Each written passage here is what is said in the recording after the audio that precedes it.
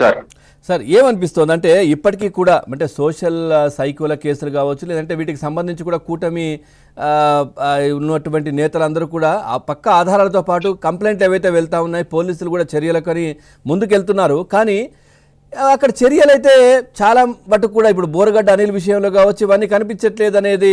ఎందుకంటే వాళ్ళకి ఎక్కడికి వెళ్ళినా కానీ ఇప్పుడు మొన్న రిమాండ్కి తీసుకునే సమయంలో ఆయనకు హోటల్లో బిర్యానీ పెట్టించడం, ఆ విజువల్స్ కూడా బయటకు వచ్చాయి. ఆ షూట్ చేస్తున్న వాళ్ళని పోలీసులే బెదిరించడం, కొట్టడం, ఇట్లా జరుగుతున్న పరిస్థితులు ఏంటి అసలు? ఎందుకు ఇట్లా? ఇంకా ఏం చెప్తారు? ఇప్పుడు ఇందాక సతీష్ బాబు గారు చెప్పినట్టుగా పూర్తిగా వ్యవస్థ అంతా కూడా ప్రభుత్వం ఆధీనంలోకి రాలేదంటారా? పవన్ గారు, ముందుగా మీకు తోటి ప్యానలిస్టులకి ఏబిఎన్ వీక్షకులు అంతా శుభ సాయంత్రం అండి. సార్ నమస్తే. చాలా దురదృష్టకరం అండి. ఎందుకంటే ఇప్పుడు తప్పు చేసిన వాళ్ళని జైలుకి పంపుతాం, కారాగారాలు అంటాం. కారాగారం పంపినప్పుడు ఓకే, అందరికీ మానవ హక్కులు ఉంటాయి, అక్కడ ఉన్న ఖైదీలకు కూడా మానవ హక్కులు ఉంటాయి. దాని ప్రకారం జైలు మాన్యువల్ ప్రకారం చేయటం తప్పులేదు. అయితే డబ్బున్న వాడికి ఒక రకంగా, డబ్బు లేని వాడికి ఒక రకంగా. అంటే చట్టం అందరికీ చుట్టం కాదు, డబ్బున్న వాడికి మాత్రమే చుట్టం, అందరికి సమానం కాదు, డబ్బున్న మాత్రమే చుట్టంగా ఉన్నట్టు తయారవుతుంది. ఇప్పుడు గత ప్రభుత్వంలో హయాంలో కూడా చూడండి, అదే రాజమండ్రి సెంట్రల్ జైల్లో, మా కాకినాడ పక్కన రాజమండ్రి సెంట్రల్ జైల్లో వైసీపీ ఎమ్మెల్సీ అనంతబాబు ఒక దళితుడిని నిర్దాక్షిణ్యంగా చంపేసి డోర్ డెలివరీ చేసిన వ్యక్తి, నేనే చంపానని కూడా చెప్పిన వ్యక్తి. అతను రాజమండ్రి సెంట్రల్ జైల్లో ఉంటే అక్కడ ఇంటర్వ్యూ రూమ్ ఉంటుంది, గ్లాస్ ఉండి ఫోన్లు ఉంటాయి, అటుపక్క ఇటుపక్క ఫోన్, విజిటర్స్ వస్తారు. పొద్దున్న నుంచి సాయంత్రం వరకు ఆయన ఇంటర్వ్యూ రూమ్ లో ఉండేవాడట. కావాలంటే సీసీ కెమెరాలు తీస్తే ఆ టైం అన్ని బయటపడతాయి. ఉండేవాడు. ఆయనకి ఏది కావాలంటే సపరీలు, ఏది కావాలంటే సపరీలు, ఏదంటే అది చేసి పెట్టారు.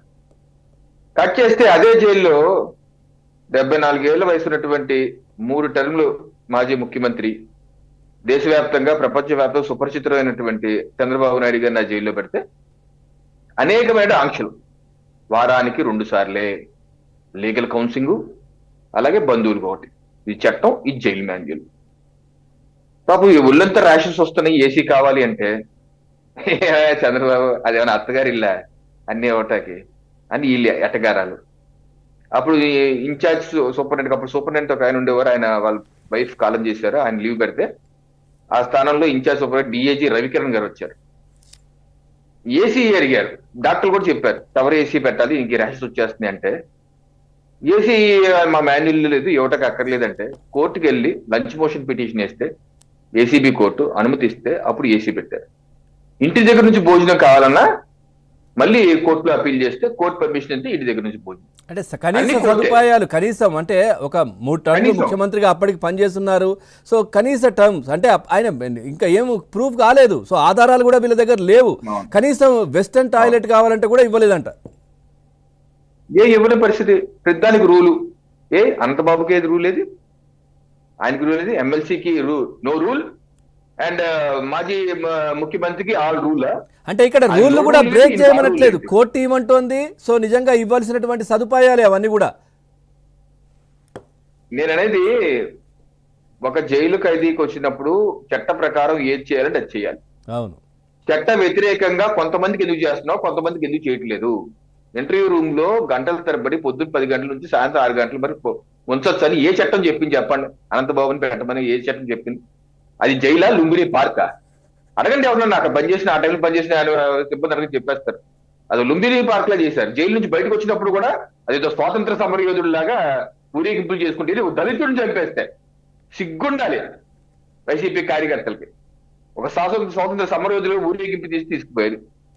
సరే, అప్పుడు ముఖ్యమంత్రి చాలా మంచివాడు అనే విషయం అది ఓకే. నేనేంటంటే ఈ రకంగా చేసి మొత్తం వ్యవస్థని కులబడి చేశారు. ఈ రోజు మా ప్రభుత్వం వచ్చింది, ఎన్డీఏ ప్రభుత్వం. మా ప్రభుత్వంలో ముఖ్యమంత్రులు, మా ఉప ముఖ్యమంత్రులు, మా లోకేష్ గారు అందరూ సిస్టమేటిక్ గా పనిచేస్తున్నారు, అందరూ పద్ధతిగా ఉండమంటున్నారు, చేయమంటున్నారు. ఇప్పుడు ఏంటి మీకు వచ్చినటువంటి దొబ్బుడే కొంతమంది అధికారులకి? ఈ బోరగడ్డ అనిల్ గారు లాంటి వాళ్ళు ఏమన్నా భగత్ సింగ్ లా ఏమన్నా? వాళ్ళకి ఎందుకు మీరు అటువంటి మీడియాలో వస్తేనే సస్పెన్షన్లు? మీడియా యాక్టివ్ గా ఉంది కాబట్టి వచ్చింది. మీడియా యాక్టివ్ గా లేదనుకోండి అంటే అలాగే జరిగిపోతుంది. ఆ సపర్యలు అలాగే ఊళ్ళో కూర్చొని జోలపాటలు పాట అని జరిగిపోతాయి కదా. అది జైలా? అదే అధికారులు ఆత్మ పరిశీలన చేసుకోవాలి. సోర్స్ సెర్చింగ్ చేయాలి. మీరు ఎటువంటి వ్యక్తులకు ఏం చేస్తున్నారు? 17 పైగా రౌడీ షీట్ కేసులుండి ఎక్స్టార్షన్ కేసులు ఉన్న వ్యక్తి చంపేస్తాను, బండి కట్టి తాళ్ళు కట్టి లాక్కుపోతాను, ఆలపిల్ల నీళ్ళ మీద మానభంగా చేస్తా అన్న వాటితో అధికారులు చట్టపట్టాలు వేసుకుని బిర్యానీ తింటాక మీకు పోలీసులు ఉద్యోగాలు కావాలా? ప్రభుత్వం కట్టే పన్నులతో మీకు జీతాలు ఇవ్వాలా? మేమందరూ పన్నులు కట్టి మీకు జీతాలు ఇస్తే కూడా చక్కగా ఎంజాయ్ చేస్తూ అటువంటి నేరస్తులతో కలిసి బిర్యానీలు తింటారా? సిగ్గుండద్దండి అటువంటి చేసిన వ్యక్తులకి.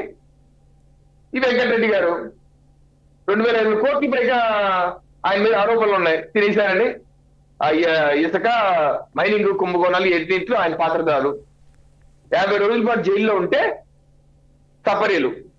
ఆయన రూమ్ లో మళ్ళీ టీవీ, మళ్ళీ ఫ్రిడ్జ్, అన్ని సపర్యలు. అలాగే భోజనం కూడా ఇంటి నుంచి, బయట నుంచి. ఇక్కడ భోజనం కాదు. ఏ మాన్యుల్లో రాసిందండి? ఏ జైలు మాన్యుల్లో రాసిందని అడుగుతున్నాను. ఇవన్నీ ముఖ్యమంత్రి గారికి వెళ్తే ఆయన విచారణ చేస్తే అప్పుడు బయటపడతాయా? అంటే ప్రతిదీ పిల్లి పిత్తినా సరే ముఖ్యమంత్రి గారి దగ్గరికి వెళ్తేనే అధికారులు ఏదైనా రెస్పాండ్ అవుతారా? ఇదా వ్యవస్థ? మనం జీతాలు తీసుకున్నానికి కొంచెం అన్నా సరే న్యాయం చేయాలి కదా సార్. అవును, అదే జరుగుతుంది కదా సార్. ఇప్పుడు ఉప ముఖ్యమంత్రి గారు రైస్ కి సంబంధించి స్మగ్లింగ్ అని చెప్పేస్తే ఇప్పుడు దాని మీద హడావిడిగా పోలీసులు ముందుకు వస్తున్న పరిస్థితి. గతంలో ఆయన ఏదైతే జరుగుతున్న అరాచకాలు కావచ్చు, కొంచెం ఇబ్బందికర పరిస్థితులు వైసీపీ నేతలు సోషల్ మీడియా వేదికగా చేస్తున్నవన్నీ కూడా గట్టిగా ఆయన ప్రశ్నించిన నేపథ్యంలో అది కూడా దానికి సంబంధించి కూడా హడావిడి జరిగిన పరిస్థితి. కంటే ముఖ్యమంత్రి లేదంటే ఉప ముఖ్యమంత్రి వీళ్ళు స్పందిస్తేనే ముందుకెళ్తారా అనేది మాత్రం చర్చ. వ్యవస్థ మొత్తం నాకు తెలిసి నేను చెప్పేది అంటే రాజశేఖర రెడ్డి గారు వచ్చినప్పటి నుంచి అండి వ్యవస్థను మొత్తం కులబొడి చేశారండి. అంతకు ముందు ఇంత దారుణంగా ఉన్నది నాకైతే తెలియదు. పెద్దలు సత్యబాబు లాంటి గారు, రఫీ గారు లాంటి వాళ్ళు చెప్పాలి. వ్యవస్థని మొత్తం కులబొడి చేసి లంచాల వ్యవస్థలో తీసుకెళ్లిపోయి ప్రతి ఒక్కరికి డబ్బులు ఎరచూపించేసి ఏ ప్రభుత్వం చూడ విధంగా ఆ ప్రభుత్వంలోనే ఐఏఎస్ అధికారులు, ఐపీఎస్ జైలుకి వెళ్తారు కూడా మనం చూసాం. ఏ రకంగా అధికారులు వాడేసుకున్నారు. అయినా సరే సిగ్గుండదు అధికారులకి. మళ్ళీ వచ్చేస్తారు, ఇక్కడే నాకేస్తారు మళ్ళీ. ఏటో వాళ్ళ బాధ. సో ఈ రకమైన వ్యవస్థని ప్రక్షాళన చేయాలంటే క్రమశిక్షణ కావాలి. నేను ముగిస్తే పవన్ గారు, క్రమశిక్షణ తీసుకొచ్చే విధంగా వ్యవస్థలో ఏం చేయాలో అది ఆలోచించాలి. పెద్దలు రిటైర్డ్ ఐపీఎస్ ఉన్నారు, రిటైర్డ్ అత్యంత నిర్దిష్టంగా నిప్పులా పనిచేసే అధికారులు. దయచేసి మీరు రండి, ప్రభుత్వాన్ని సూచన చేయండి. ఏ రకంగా వీళ్ళందరిలో క్రమశిక్షణ తీసుకురావాలి. అన్ని అధికారులు, పోలీసు వ్యవస్థలు కావచ్చు, వివిధ అధికారుల్లో వాళ్ళు చేస్తున్న వృత్తి పట్ల కమిట్మెంట్ తో చేసే విధంగా ఏ రకంగా చేయాలి, ఏ రకంగా మోటివేట్ చేయాలి. కర్రపట్టుకుంటే వాళ్ళు మారు. ఏ రకంగా మోటివేట్ చేయాలి. పర్సనల్ డెవలప్మెంట్ క్లాసెస్ తీసుకోవాలా, వ్యక్తిత్వ వికాస క్లాసెస్ తీసుకోవాలా, లేకపోతే ట్రైనింగ్ క్లాసెస్ చెప్పాలా, లేకపోతే ఏం చేయాలని ఒక ప్రణాళిక రూపొందించిపోతే మాత్రం భావి తరాలు తీవ్రంగా నష్టపోతాయి. పవన్ గారు. రైట్. రఫీ గారు నమస్తే.